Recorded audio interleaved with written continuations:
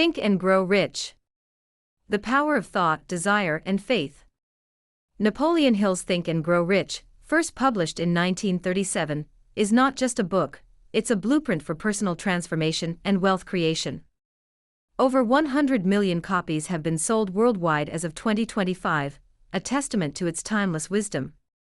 What makes this book unique is not just its insights, but how those insights were gathered. Hill spent over 20 years interviewing and studying the habits of more than 500 of the most successful men and women of his time, many of whom started life in poverty or without education. From this, he distilled 13 principles anyone can follow to change their mindset and build a life of prosperity. At the core of Hill's teachings is the power of thought. Every great success begins in the mind. One of the book's most memorable stories illustrates this. R.U. Darby and his uncle joined the gold rush, bought drilling equipment, and started mining. After early success, they hit a dry spell and eventually gave up, selling the equipment to a junkman. That junkman consulted an expert and discovered that just 3 feet beyond where Darby had stopped was a massive gold vein. He struck it rich because he sought expert advice and didn't quit too soon. Hill uses this story to highlight a powerful lesson. Many people fail because they quit just before they are about to succeed. This theme, success requires persistence and the right mindset, is echoed in modern times by the story of Steven Spielberg. Long before becoming the legendary director of Jaws, E.T., and Jurassic Park, Spielberg snuck away from a Universal Studios tour and returned every day for months, wearing a suit and carrying a briefcase, pretending to belong there. He made friends, got noticed, and eventually signed a contract with the studio. His belief in his dream was so strong that it drove him to do what others wouldn't dare. Hill calls this kind of determination a burning desire. It is the first of his 13 principles. A mere wish won't bring you riches, but a deep, burning desire backed by action will. He shares the example of a great warrior who ordered his men to burn their ships before battle, leaving no option but to win. This story shows that true desire removes all paths of retreat, forcing you to move forward with courage and commitment. Hill doesn't stop at storytelling, he gives a practical formula for turning desire into wealth. Fix in your mind the exact amount of money you desire. Determine what you're willing to give in return. Set a definite date to achieve it. Create a clear plan and begin at once. Write a clear statement of your goal and plan. Read this statement aloud twice daily. Believe you already possess the money. Desire leads to action, but for it to work long-term, it must be accompanied by faith. That's why Hill's second principle is faith, absolute belief that your goal is achievable. Without faith, desire fizzles out at the first sign of failure. Hill explains that what you consistently tell yourself, especially emotionally charged statements, gets embedded in your subconscious mind. If you feed your mind with doubt, fear, and negativity, you will unconsciously sabotage your own efforts. But if you visualize success, speak it aloud, and believe in your ability to achieve it, you create a powerful mental state that fuels action. A deeply personal example of this is Hill's son, Blair, who was born without ears and doctors believed he would never hear or speak. But Hill refused to accept this. He developed a burning desire for Blair to hear, and transferred this belief into his son through stories and encouragement. Over time, Blair developed confidence and resilience.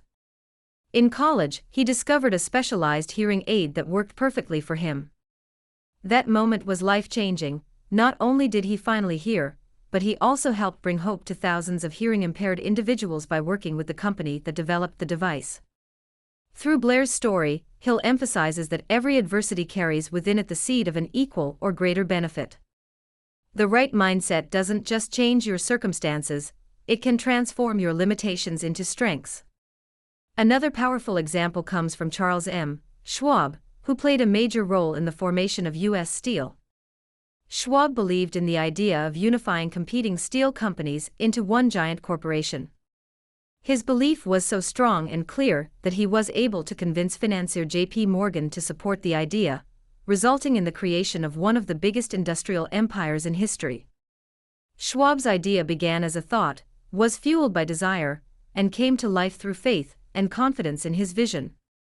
The core message of Think and Grow Rich is clear: Thoughts, when mixed with desire, faith, and action, become powerful forces that shape your life. Whatever the mind can conceive and truly believe, it can achieve. Whether you dream of financial wealth, creative success, or personal growth, it all begins in your mind. Plant the seed, nurture it daily, and watch your vision grow into reality. The power of autosuggestion, faith, and specialized knowledge. In Think and Grow Rich, Napoleon Hill introduces one of the most powerful tools for success: autosuggestion. This principle, the third step to riches, revolves around the idea that your subconscious mind cannot accept any thought, positive or negative, without first being influenced by suggestion, specifically self-suggestion. Autosuggestion is a deliberate process of feeding your mind the beliefs and ideas that align with your goals. Hill emphasizes that the subconscious mind is like fertile soil. Whatever you plant there will grow. But only the thoughts that are emotionalized, fueled by belief and repetition, take root. The practice of autosuggestion is simple in concept but powerful in effect. Here's how to do it. State your desire clearly and specifically, write down exactly what you want, when you want it, and what you're willing to give in return. Visualize and emotionalize, close your eyes and speak your goal out loud. See yourself already in possession of the success you seek. Feel the emotions you would feel if you had already achieved it. Repeat this daily. Hill recommends doing this at least twice a day, once in the morning and once at night. Over time, this practice reprograms your subconscious mind to align your thoughts, habits, and actions with your desired outcome. Your mind begins to tune into opportunities and ideas that match your goal, just like how, after getting a new car, you suddenly start noticing the same model everywhere. Let's bring this to life with the story of Charles M. Schwab, who applied unwavering faith and belief in his vision to form U.S. Steel. Despite others before him presenting similar business ideas, only Schwab succeeded, because he had absolute faith in himself and his plan. He pitched his idea to J.P. Morgan with full confidence, and from that belief, U.S. Steel was born, becoming the first billion-dollar corporation in the world. Schwab's rise to wealth and power stemmed from belief in a thought, acted on with clarity and persistence. But what if you struggle to believe? That's where autosuggestion becomes essential. Repeated positive affirmation, especially when charged with emotion, can override the doubts that live in your subconscious mind. If you don't believe you deserve success, or feel deep down that you're not good enough, you will self-sabotage. Autosuggestion helps replace those beliefs with ones that support your growth. Hill breaks down how the mind works in this process. The conscious mind receives information through the five senses: sight, sound, touch, taste, and smell. But the subconscious mind, which governs your behavior, feelings, and habits, only accepts thoughts that pass through the conscious mind's filter and are mixed with emotion. It is this part of the mind that controls most of your decisions and responses. Think of your subconscious as a VIP club. To enter, your thoughts must be accompanied by strong emotional bodyguards: faith, desire, belief. Otherwise, they don't get in. This is why simply saying, "I want to be rich," is useless if you don't believe it or feel it in your bones. A powerful story Hill shares is that of Henry Ford, who was once called ignorant by a newspaper. He sued them for defamation, and during the trial, the newspaper's attorneys tried to humiliate him by asking academic questions. Ford, unfazed, responded, "If I should really want to answer these foolish questions, I have a row of electric push buttons on my desk, and by pushing the right button, I can summon to my aid men who can supply any knowledge I require." His point was clear: you don't need to know everything, you need to know how to apply the right knowledge. This leads into another essential idea: knowledge is not power, applied knowledge is. Hill explains that knowledge only becomes powerful when it is organized into a definite plan of action toward a specific goal. There are two types of knowledge: general and specialized.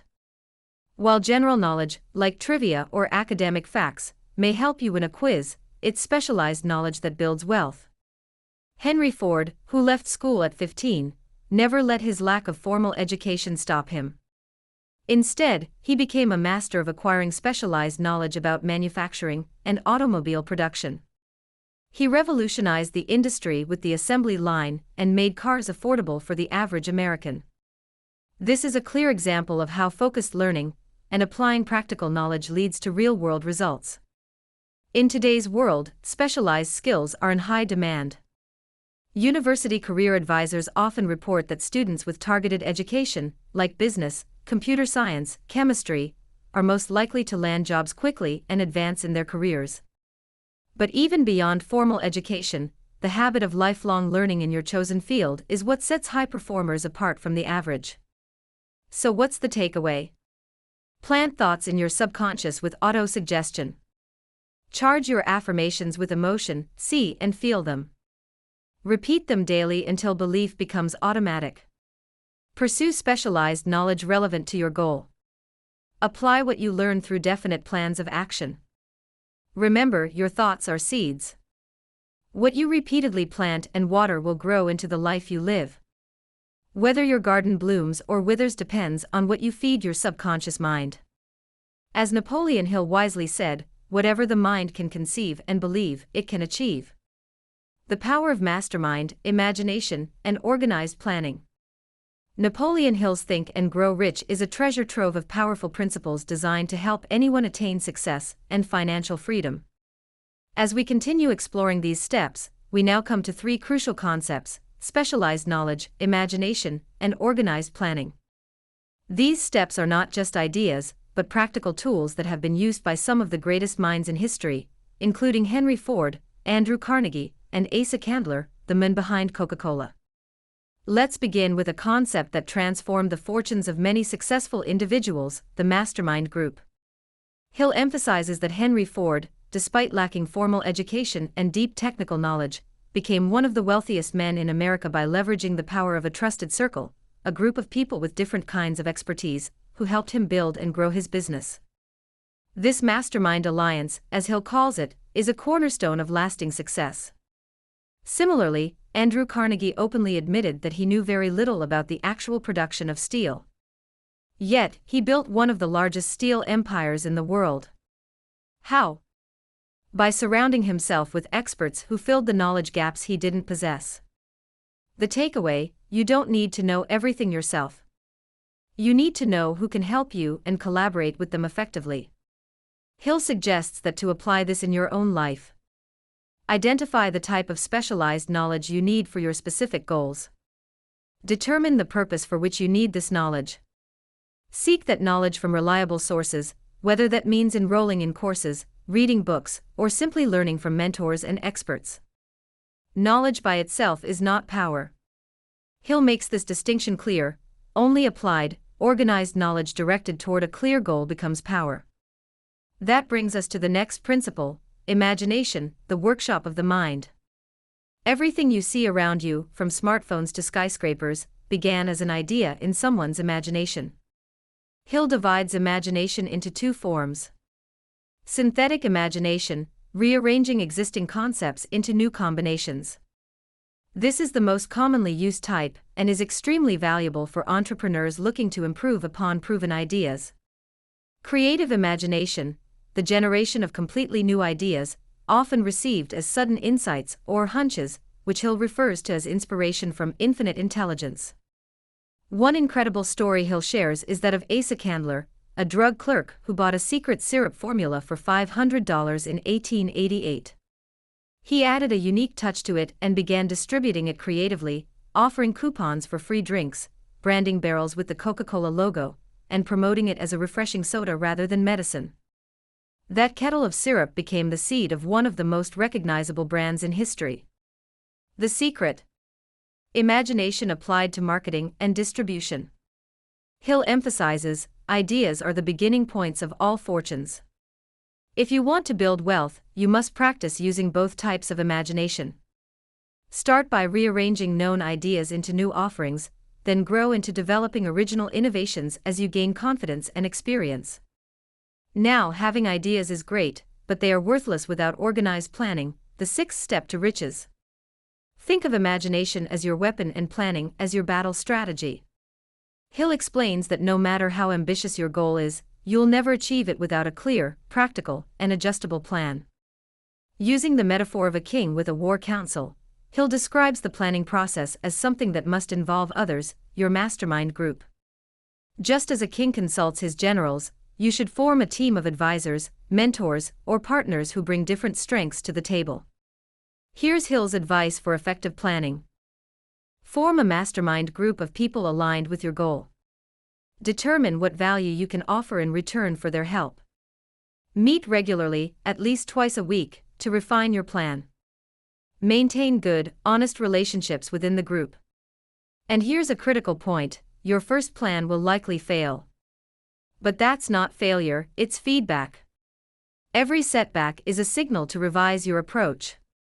Hill writes, if the first plan does not work, replace it with another. If that one fails, try another, and so on. Even the great Thomas Edison reportedly failed over 10,000 times before finally inventing the practical electric light bulb. Hill urges us to adopt the same mindset: persistence plus flexibility equals success. In this chapter, Hill also explores deeper ideas such as the 11 qualities of effective leadership, like courage, decisiveness, and integrity, the 30 major causes of failure, and 28 essential self-assessment questions you should ask yourself yearly to measure your growth. He closes the chapter with a powerful reminder: wealth is not achieved through random effort, but through carefully crafted strategies, fueled by imagination, supported by knowledge, and executed by a team. As we move into Chapter 8, we'll encounter the 7th principle of success: decision. But before we get there, ask yourself, have you formed your mastermind group? Have you started applying imagination to your goals? Do you have a working plan, and are you willing to change it until it works? These are the steps that separate dreamers from doers. Stay persistent, stay inspired, and always be planning.